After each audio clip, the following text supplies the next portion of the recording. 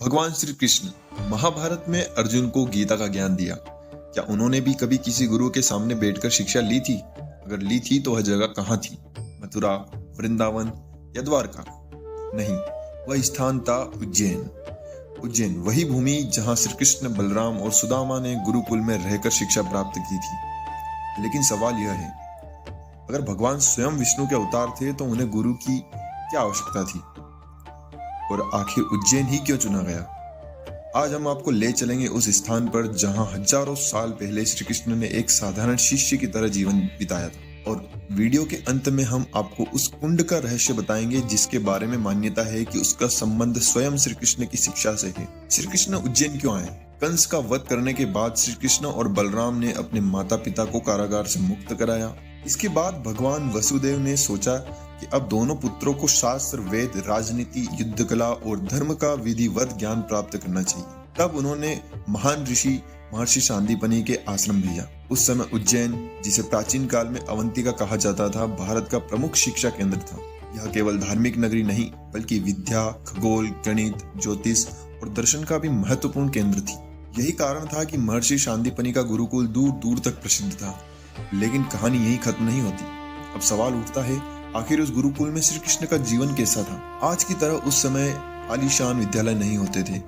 गुरुकुल में राजा का पुत्र और सामान्य परिवार का बालक दोनों समान रहते थे। श्री कृष्ण भी कोई विशेष सुविधा नहीं लेते थे। वह सुबह ब्रह्म मुहूर्त में उठते, गायों की सेवा करते, आश्रम की सफाई करते, लकड़ियां लेने जाते, गुरु की सेवा करते और फिर अध्ययन करते। उनके साथ उनके बड़े भाई बलराम और प्रिय मित्र सुदामा भी शिक्षा प्राप्त कर रहे थे। यहीं से श्री कृष्ण और सुदामा की मित्रता और गहरी हुई। कहा जाता है कि गुरुकुल में विनम्रता सबसे बड़ा नियम था। यही कारण है कि भगवान होकर भी श्री कृष्ण ने कभी अहंकार नहीं किया।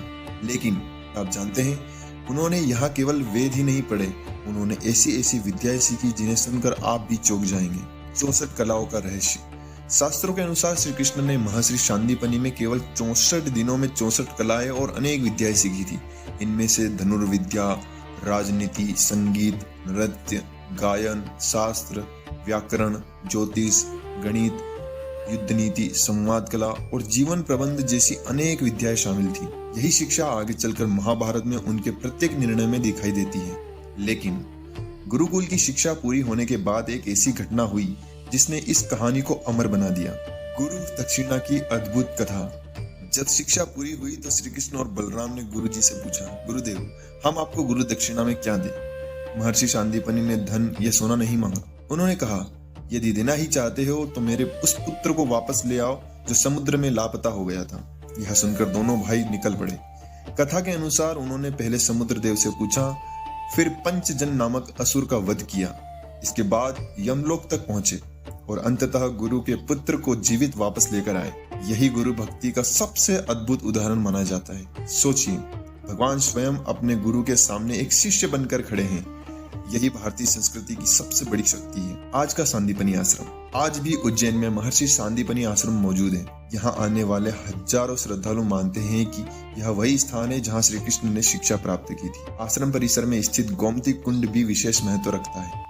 जय श्री कृष्णा। मैं हूँ सांदीपनि आश्रम में और यहाँ पर मेरे पीछे आप जो कुंड देख रहे हैं इसके बारे में बहुत कम लोग जानते हैं। यहाँ पर हजारों श्रद्धालु प्रतिदिन दर्शन करने के लिए आते हैं।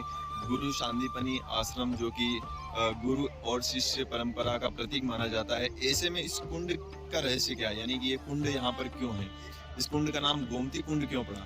तो चलिए जानते हैं। भगवान श्री कृष्ण जब यहाँ पर पढ़ाई करते थे तो प्रातः काल उनके गुरु सांदीपनि उन्हें दिखाई नहीं देते थे। ऐसे में उन्होंने गुरु माता से जाना कि हमारे गुरुदेव कहाँ पर रहते हैं, सुबह सुबह वो दिखाई क्यों नहीं देते। तो गुरु माता ने बताया कि वो स्नान करने के लिए गोमती नदी जाते हैं। तो भगवान श्री कृष्ण को यह बात अच्छी नहीं लगी। ऐसे में उन्होंने गोमती नदी का आह्वान किया और इस कुंड में विराजित किया, यानी कि ये वही कुंड है जहाँ पर गोमती नदी का जल फिलहाल आप देख रहे होंगे। और समय बदला, तिथियां बदली, लेकिन आज भी ये कुंड ऐसा का ऐसा ही है। इसलिए इस कुंड का नाम गोमती कुंड पड़ा, क्योंकि यहाँ पर माँ गोमती नदी का जल इस कुंड के अंदर है।